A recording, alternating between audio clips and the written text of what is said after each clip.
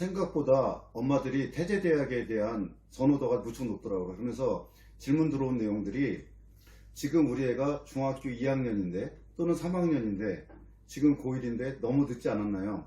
아이가 학습에 흥미는 없어요. 이런 말씀 하시거든요. 근데 아이의 기질부터 파악하셔야 됩니다.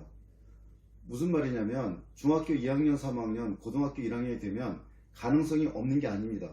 아이가 원하는 거 그거부터 빨리 찾아주면서 어떤 그 분야에 하나의 일가를 이룰 수 있게끔 해주는 게 필요해요.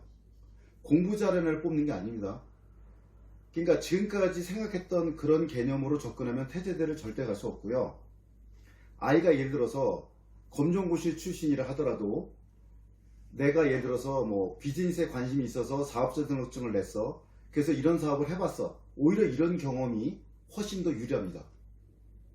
예를 들어 설명드릴게요. 만약에 우리 아이가 ESFP다 또는 ENFP다.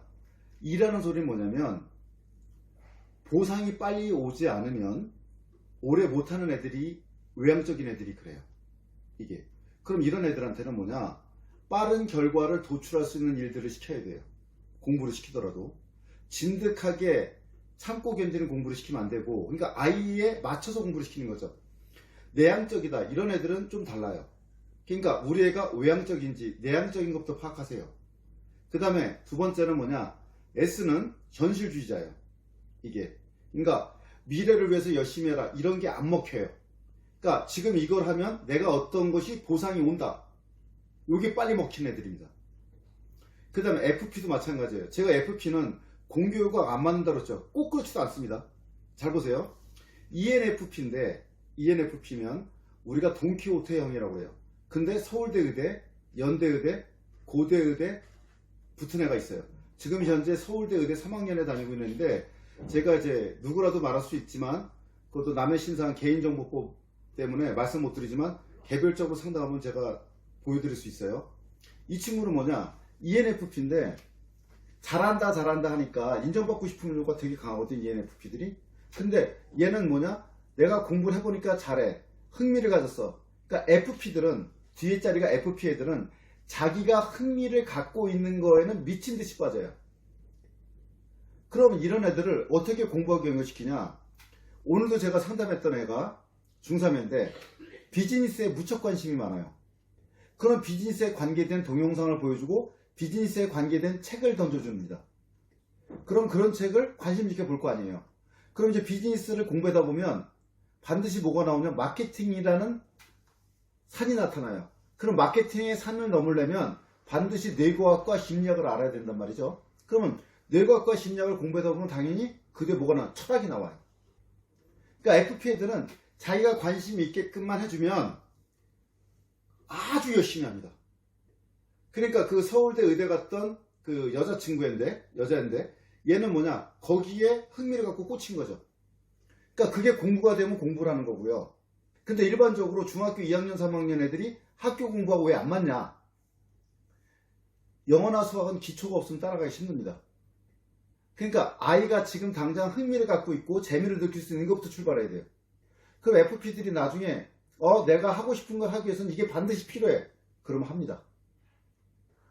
그러니까 부모들은 얘의 기질이 어떤지, 얘가 왜 해야 되는지, 어떻게 해야지 흥미를 가질 수 있는지 이런 생각을 좀 안 하세요. 그냥 내가 원하니까 너 해. 이런 개념 있죠. 먼저 흥미를 유발시킬 수 있는 걸 먼저 찾아줘야 돼요. 중학교 2학년, 3학년 되면. 강제적으로 끄는 게 아니라. 아이들 지도 보면 정말 제일 힘든 애가 있어요. 그런 어떤 애들이냐? 무색무취한 애들. 아무데도 흥미를 안 보이는 애들. 예를 들어서 아이가 돈에 관심이 있어? 또는 여자친구에 관심이 있어? 또는 남자친구에 관심이 있어? 이렇게 호기심이 있는 애들은 끌어오기가 쉬워요. 그래서 아셔야 될 게 뭐냐? 먼저 흥미 위주로 해야 되고 그 다음에 아이가 앞으로 뻗어갈 애들. 뻗어갈 애들이 무슨 말이냐? BTS의 성공 요인은 강제적인 매뉴얼이 아니라 결핍 그리고 내적 동기입니다. 앞으로 자녀 교육에서 제일 중요한 게 뭐냐? 아이가 스스로 하게 만드는 내적 동기예요. 이 내적 동기를 어떻게 하느냐? 아이들은요, 이 FP 애들은 한 번 꽂히면 그쪽으로 쭉 갑니다. 그래서 실질적으로 엄마들 말을 제일 잘 듣는 TJ가 오히려 성공으로 이끌기가 더 힘들어요. 얘네들은 모범생이에요. 아셔야 될 게 뭐냐, 태제대나 미네르바 스쿨은 모범생을 뽑는 학교가 아니고 자기가 자기의 뜻을 펼치려고 하는 애, 내가 한번 꽂히면 거기에 목숨 걸에, 그런 애들을 뽑는 거예요. 그래서 중요한 게 뭐냐, 아이가 어떤 기질을 갖고 있고 내적 동기를 어떻게 이끌어낼 것인가, 어머니가 이거를 파악하셔야 됩니다. 이러면은 원하는 것 이상으로 아이가 성장하고 성공합니다. 명심하세요. 아이의 기질을 파악해서 아이의 내적 동기를 끌어내셔야 됩니다. 이게 제일 중요한 겁니다.